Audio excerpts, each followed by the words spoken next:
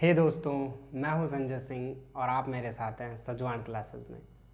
आज हम लोग आप लोगों के लिए लेकर आए हैं क्लास 11 का एक नया टॉपिक जिसका नाम है डी ब्रॉगली इक्वेशन। तो डी ब्रॉगली इक्वेशन शुरू करने से पहले आप लोगों को बेसिक नॉलेज होना चाहिए प्लांक क्वांटम थ्योरी के बारे में। और अगर आपने अभी तक प्लांक क्वांटम थ्योरी नहीं पढ़ी तो हमारा last video Planck quantum theory के बारे में था, एक बार उसे ज़रूर देख लीजिए। तो चलिए आज के हमारे वीडियो में हम लोग बात कर लेते हैं डी ब्रॉगली इक्वेशन के बारे में। Then starting of 20th century एक फ्रेंच फिजिसिस्ट हुए डी ब्रॉगली। डी ब्रॉगली की थ्योरी सिंपल थी, लेकिन उनकी थ्योरी से पहले ये समझ लेते हैं कि उनकी थ्योरी आने से पहले कौन कौन सी थ्योरियाँ चल रही थी। सबसे पहले हम मानते थे कि जो आपका लाइट रेडिएशन होता है वो वेव की फॉर्म में चलता है, तरंगों के रूप में चलता है। लेकिन उसके बाद मैक्स प्लांक की क्वांटम थ्योरी आई और मैक्स प्लांक की क्वांटम थ्योरी कहती है कि जो आपकी वेव फॉर्म में आपका एजम्पशन है कि लाइट वेव फॉर्म में चलती है, वो वेव फॉर्म में न चल के कैसे चलती है, स्मॉल एनर्जी पैकेट्स बंडल्स की फॉर्म में। और ये बंडल्स हमारे क्या कहलाए, क्वांटा। जब तक हम ये मान के चल रहे थे कि जो आपका लाइट एनर्जी है क्वांटा की फॉर्म में चलती है, और उससे पहले हम लोग ये मान के चल रहे थे कि जो आपकी लाइट एनर्जी है वो वेव फॉर्म में चलती है। देन डी ब्रॉगली इन 1924 में एक कॉन्सेप्ट लेके आए। ये कॉन्सेप्ट कहता है कि जो भी आपका मूविंग पार्टिकल्स होगा वो अपने साथ एक वेव एसोसिएट करता है। Every moving particle along with them have a wave associated। तो जो मूविंग पार्टिकल्स होते हैं उनके साथ अपनी एक वेव होती है, लेकिन ये वेव हम लोग हर किसी के लिए विजिबल नहीं कर सकते। हर पार्टिकल्स के लिए आप वेव नहीं देख सकते। तो वेव जनरली किस तरीके के पार्टिकल्स के लिए दिखेगी, कौन सा पार्टिकल होगा जिसके लिए हमें वेव दिखेगी, और कौन से पार्टिकल ऐसे होंगे जिनके लिए हम वेव ऑब्जर्व नहीं कर सकते। तो डी ब्रॉगली ने अपनी थ्योरी को देते समय इतना सा स्टेटमेंट रखा कि जो आपके स्मॉल मूविंग पार्टिकल्स होते हैं उनके साथ एक वेव एसोसिएट होती है, और जो वेव एसोसिएट होती है वो वेव आपका कैलकुलेट की जाती है डी ब्रॉगली इक्वेशन से। इसी के लिए डी ब्रॉगली ने हमेशा दो चीज़ों पे फोकस किया। तो डी ब्रॉगली ने अपने दो एजम्पशन लिए।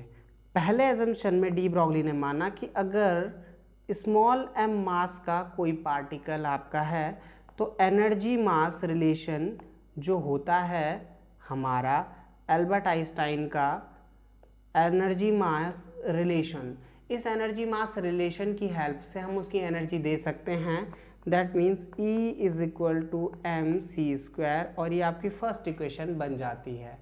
इसके बाद डी ब्रॉगली ने अपने सेकंड कंडीशन में क्या माना, जो प्लांक क्वांटम थ्योरी थी। अगर प्लांक क्वांटम थ्योरी के अकॉर्डिंग किसी की हमने एनर्जी देनी है, किसी पार्टिकल की एनर्जी, तो उस पार्टिकल की एनर्जी हम कैसे देते हैं, तो वो हमारी दी जाती है E is equal to h nu, जहाँ आपका न्यू उसकी फ्रीक्वेंसी होता है।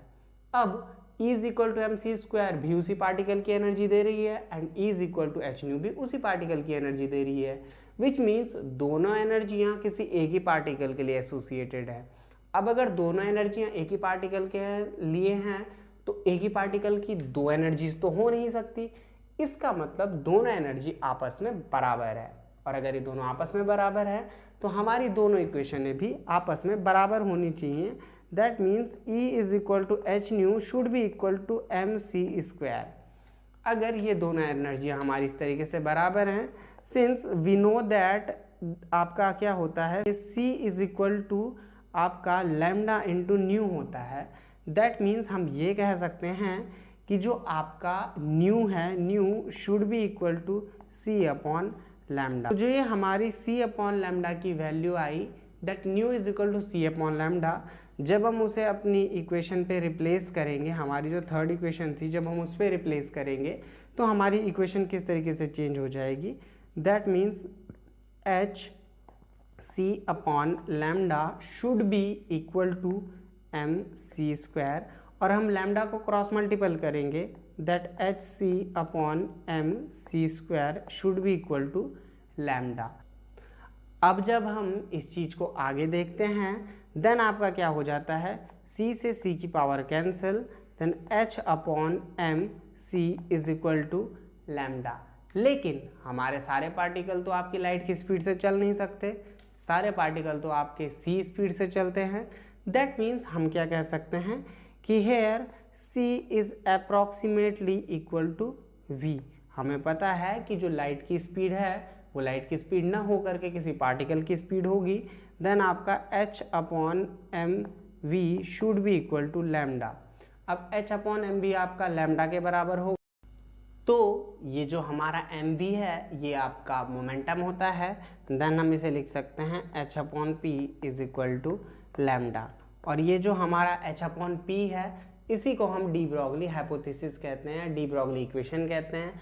ये हमारी डी ब्रॉगली इक्वेशन हमें लैम्डा जो वेव एसोसिएटेड विद पार्टिकल्स होती है उसको कैलकुलेट करने में हेल्प करती है। ठीक, तो ये हमारी डी ब्रॉगली हाइपोथेसिस थी और डी ब्रॉगली वेव इक्वेशन इसी तरीके से हम लोग कैलकुलेट करते हैं।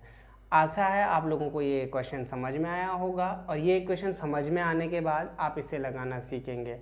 नेक्स्ट वीडियो में हम इससे जुड़े हुए 1-2 सवाल करेंगे ताकि आप इसे अच्छे से समझ पाएँ। उम्मीद है आप लोगों को वीडियो समझ में आया होगा और ये वीडियो आपकी हेल्प करेगा आगे आपके क्वेश्चनों को सॉल्व करने में। हम अगले वीडियो में आपसे मिलेंगे इसी से रिलेटेड कुछ नए सवालों के बारे में। तब तक के लिए आप प्रैक्टिस करते रहिए। मिलते हैं अगले वीडियो में।